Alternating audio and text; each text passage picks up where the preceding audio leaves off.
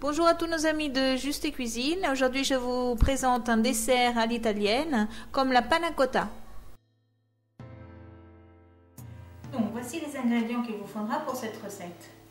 Tout d'abord, il vous faudra un demi-litre de crème liquide, 140 g de sucre en poudre, 6 g de feuilles de gélatine et une gousse de vanille. Ensuite, il vous faudra 4 petits ramequins, comme celui-ci, de 200 ml chacun.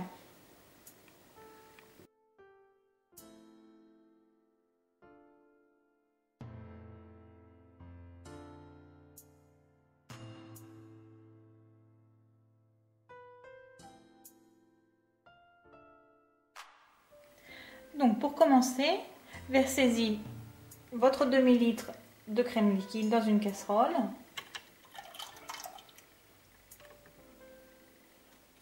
Le sucre, la gousse de vanille incise au milieu et mélangez le tout. À feu doux, portez le tout à ébullition. Dès que votre préparation commencera à bouillir, enlevez immédiatement votre casserole du feu. Donc lorsque la préparation commence à bouillir, éteignez votre feu, enlevez votre gousse de vanille, comme ceci, et ajoutez-y vos feuilles de gélatine.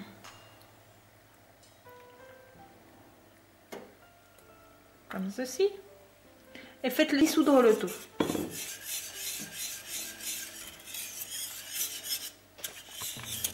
Donc une fois que vos feuilles de gélatine auront bien fondu, prenez une petite louche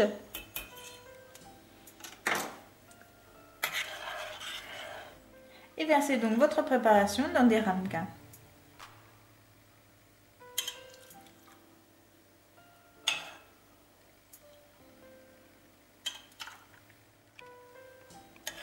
Donc une fois que vous aurez versé votre préparation dans des ramequins, faites refroidir le tout. Ensuite, couvrez vos ramequins avec du film transparent et mettez le tout au frigo pendant 5-6 heures.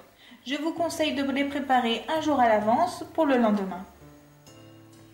Donc pour faciliter le démoulage de vos panna cotta, immergez-les 5 à 6 secondes dans de l'eau bouillante.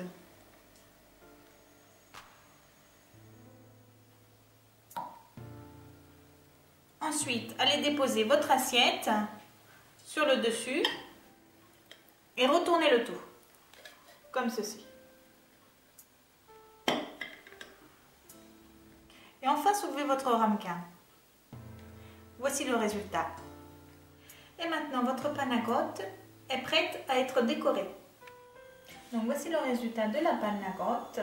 Moi, je l'ai décorée avec un peu de sauce au chocolat et un peu de poudre de pistache. Mais vous pouvez utiliser ce que vous préférez. Vous pouvez utiliser de la sauce au caramel ou alors un sirop de fraise, ce que vous voulez.